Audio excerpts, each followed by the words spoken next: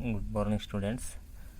Yesterday we are discussing about the different types of the measurement instrument.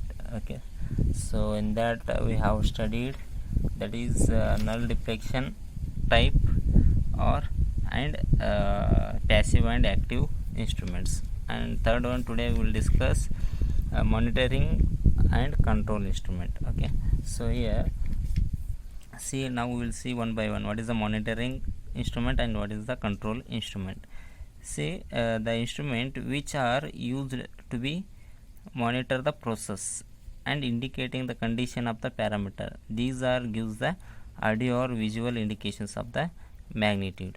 Okay, so the instrument which are going to used for the monitoring purpose, to continuously monitor the purpose. For example, so in the transformer, so we need to monitor continuously by taking the current as a parameter. So by measuring the current continuously, we are going to monitor the whole transformer.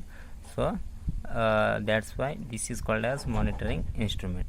Okay, so for example, voltmeter, ammeter and thermometer, these are the meters, so which will come under monitoring instrument. Okay, so next we'll study, so what is the control unit, control measuring instrument. The instrument which are used in automatic control system, okay, so are called as control instrument. Okay, so the instrument normally used in the control system which will control the system automatically without any manual power. Okay, so such type of instruments are called it as so control instrument. Okay, so these instruments are used in feedback path. Okay, so normally these instruments are used in the feedback path to to get the output values, and it will stabilize the output, okay, by taking the feedback. Okay, so now we will see this small example or a block diagram of this what is this block diagram of control instrument. See here, we have amplifier, controller and a process. After that, output is there. Okay, for this output we are going to connect a control measuring instrument. So this will measure the output value and it is fed to the signal. So that is error signal. Okay, so this will create a error signal by comparing reference input and this feedback output. Again it will control by using some different controlling units, but here we are using our control instrument. Understood? This is a simple instrument which are going to use it in the controlling purpose. Okay, another type is analog and digital instrument. So normally, so this is these are the find out by seeing the measurement units. Okay, so here we will see one by one. The output which varies continuously as the quantity being measured changes. Okay, so the quantity is go on changing, then its output is also continuously varying. Okay, so taking an infinite number of values. Okay, so there is here, so in this graph this will indicates the analog signal. So in this graph, so okay, so we can't measure these things, how many number of points in between these lines. So that's why it is called as infinite number within a range. So we have this much range. In that range we are going to get the infinite number of values by varying continuously. So okay, this type of instruments are called as analog instruments. Okay, so and we will see another one is what is a digital instrument.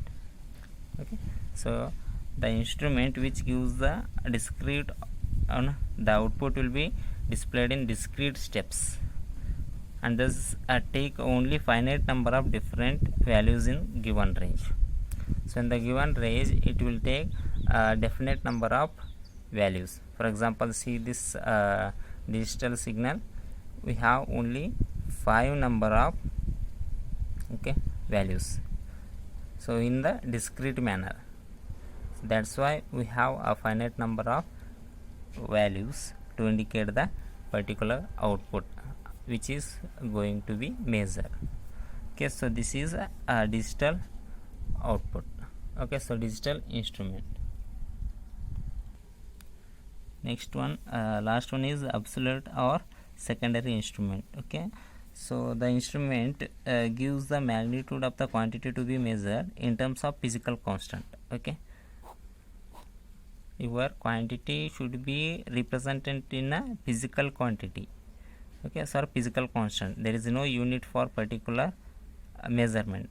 Okay, so that type of instruments are called as the absolute instrument.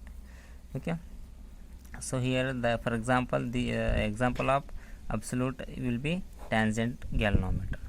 Okay, so here there is no unit to be considered, so particular physical constants should be considered by measuring the quantity. Okay, so using this absolute instruments. Next one is secondary instrument. Here see, secondary instrument, the reading shown by the instrument gives directly the measurement of the quantity to be measured. So in this we are going to get a direct reading or direct measurement. Okay, so that's why it is called as secondary instrument. For example, ammeter, voltmeter, thermometers are the example of the secondary instrument. Okay, so this completes your classification of the instrument. Okay. Next class we will study the requirement. So next class we will study essential requirement of the instrument. That is the last concept of the first chapter. Okay.